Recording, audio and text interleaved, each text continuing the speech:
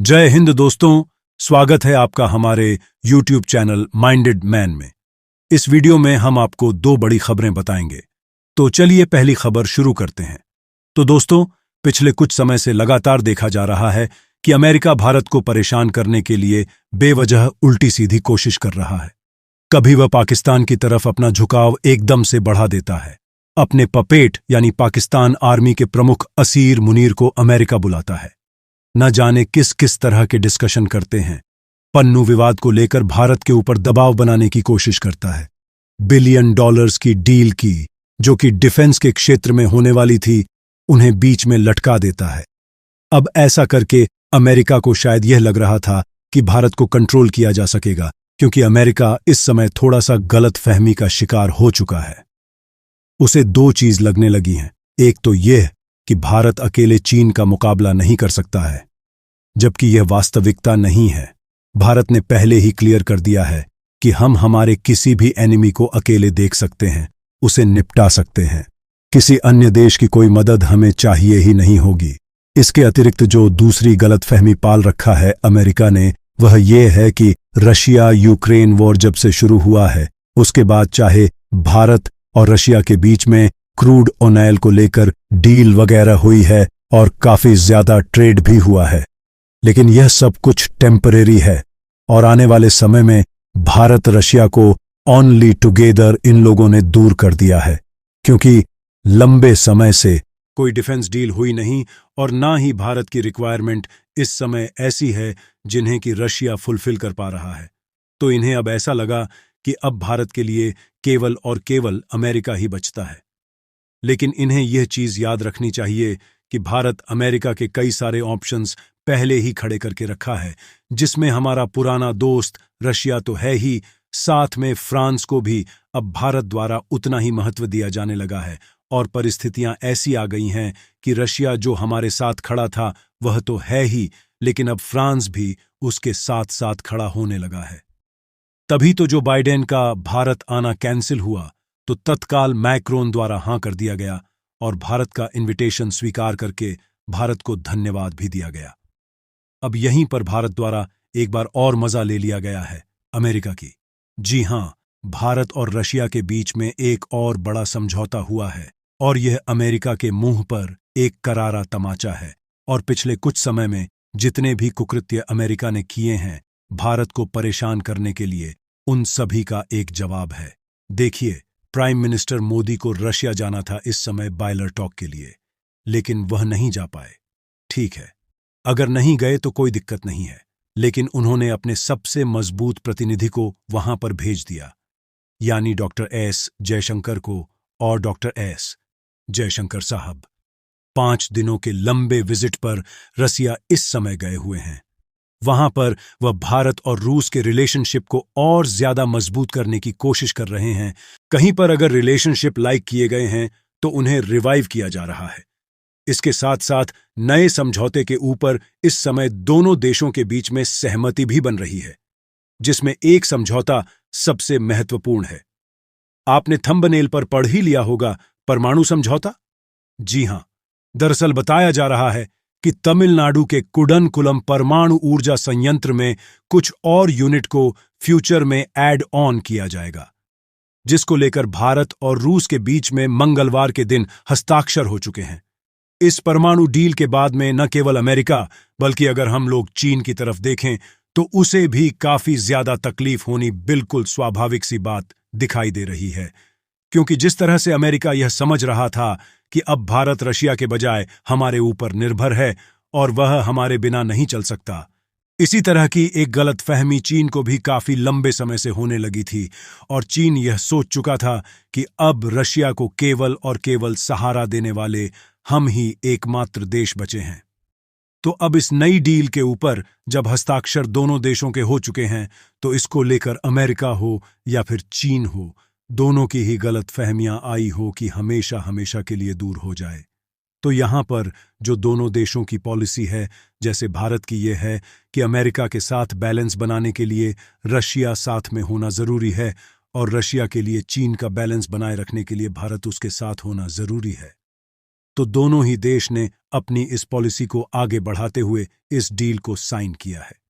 इसके अलावा भी कई सारे मुद्दों के ऊपर भारत और रशिया के बीच में समझौते हुए हैं, जिसमें फार्मास्यूटिकल, मेडिकल इक्विपमेंट, इसके अलावा सिविल एविएशन का क्षेत्र हो और सबसे महत्वपूर्ण स्पेस और डिफेंस। इन दो मुद्दों को भी शामिल किया गया है, जिनके ऊपर डिटेल में इस समय डिस्कशन चल रहा है।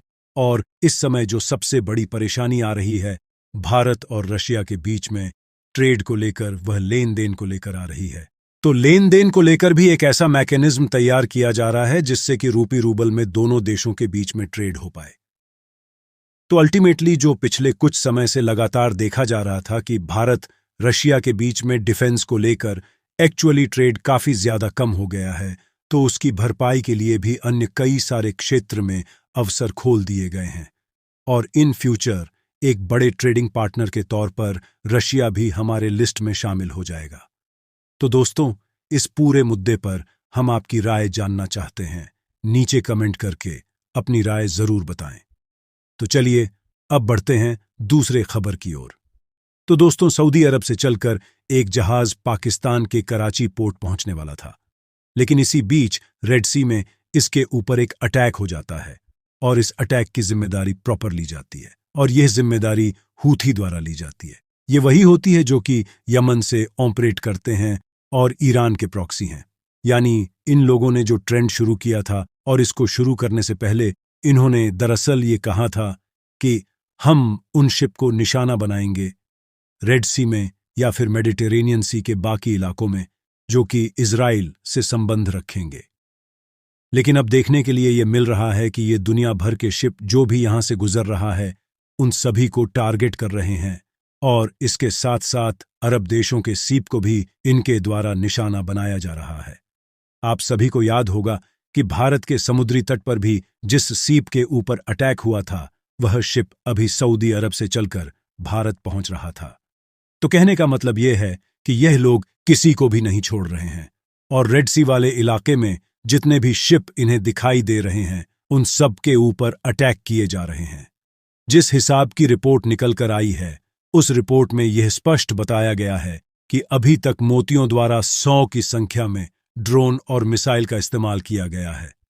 इसी तरह के कमर्शियल शिप को निशाना बनाने के लिए अल्टीमेटली हर शिप के ऊपर उनकी नजर है, उसके ऊपर यह अटैक कर रहे हैं।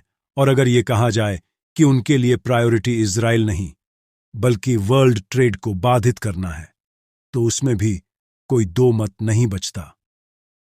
और जैसा कि हमने आपको शुरुआत में ही, तो यह वाला केस थोड़ा सा ज्यादा क्रिटिकल हो जाता है, क्योंकि भारत के समुद्री तट पर जिस जहाज के ऊपर हमला किया गया था उसकी जिम्मेदारी किसी ने नहीं ली। इवन जो संभावित पक्ष हो सकते हैं उनकी तरफ से डीएनए किया गया है कि हमने यह अटैक नहीं किया।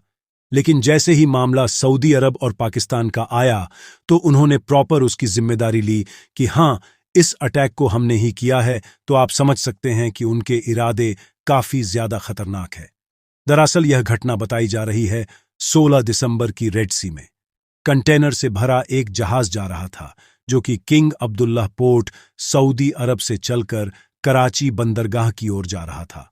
हालांकि बताया जा रहा है कि इस हमले के दौरान किसी भी क्रू मेंबर को कोई नुकसान नहीं हुआ, लेकिन शिप को नुकसान हुआ ही है।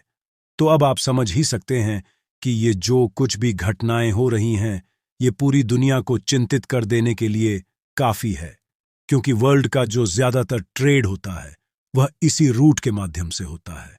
तो ऐसी स्थिति में परेशानी दुनिया के लगभग सभी देशों को हो रही है। इसी के चलते 2 दिन पहले क्राउन प्रिंस मोहम्मद बिन सलमान द्वारा भारत के प्राइम मिनिस्टर मोदी जी से फोन पर एक बात भी की गई। यहां पर कई सारे मुद्दों को एक साथ उठाया गया, लेकिन जो सबसे मेन मुद्दा रहा है एक्सपोर्ट के द्वारा बताया जा रहा है कि वह आहूतियों को लेकर ही था, और रेड सी में इस समय जिस तरह की स्थितियां क्रिएट कर दी गई हैं उनको लेकर यहां पर चिंता जाहिर की गई। दरअसल सऊदी अरब के बारे में भी हम आपको बता दें कि वह इस समय कोई पक्का इलाज चाहता है इन हूती विद्रोहियों का, और यही कारण है कि सऊदी द्वारा समर्थन जताने के लिए संभावित भारत के प्राइम मिनिस्टर मोदी जी से फोन पर बातचीत की गई होगी। ये बिल्कुल वैसे ही है जैसा कि अमेरिका इस समय कर रहा है। वह दुनिया भर के अलग अलग देशों से इस बात को लेकर समर्थन मांग रहा है। दरअसल इन हूती विद्रोहियों के ऊपर सऊदी अरब के साथ साथ उसके सारे एलाइड नेशंस की तरफ से काफी भीषण हमले किए जा रहे थे और एक प्रॉपर फुल फ्लैश वॉर चल रही थी। और शुरुआती समय में अमेरिका के साथ साथ उसके सहयोगी देशों द्वारा भी अरब देशों को सहयोग किया जा रहा था। हथियार भी प्रोवाइड करवाए जा रहे थे। लेकिन इसके बाद इंटरनेशनल प्रेशर पड़ता है। बिल्कुल इजराइल हमास वॉर की तरह ही यह हो गया था। तो वहां पर इजराइल की जगह सऊदी अरब और उसके सहयोगी देश थे और हमास की जगह हूती विद्रोही थे और यमन के बाकी लोग थे। बिल्कुल ऐसी ही स्थिति जनरेट हो गई थी। उसके बाद जो बाइडेन आ जाते हैं। जो बाइडेन इस प्रेशर को फेस नहीं कर पाते और उन्होंने यमन के अंदर युद्ध रुकवाने की कोशिश की और इसी के लिए सऊदी अरब और उसके एलाइड नेशंस को हाईटेक वेपन्स एक्सपोर्ट करने भी बंद करवा दिए। और ये एक बहुत बड़ा प्रमुख कारण था कि सऊदी अरब और अमेरिका के बीच में काफी हद तक फ्रिक्शन बढ़े, जो हम लोग आज तक महसूस कर रहे हैं। तो दोस्तों, फिलहाल की वीडियो में इतना ही। अगर आपको ये वीडियो अच्छी लगी हो तो वीडियो को लाइक जरूर कीजिए। और अगर अभी तक आपने हमारे YouTube चैनल माइंडेड मैन को सब्सक्राइब नहीं किया है तो सब्सक्राइब जरूर कर लीजिए। और हाँ दोस्तों, आप हमारी हर एक वीडियो को जरूर देखा करिए, क्योंकि देश विदेश की जानकारी आपको माइंडेड मैन चैनल पर हर समय मिलती रहेंगी। और देश प्रेमी कमेंट में एक बार जय हिंद जरूर लिख दे।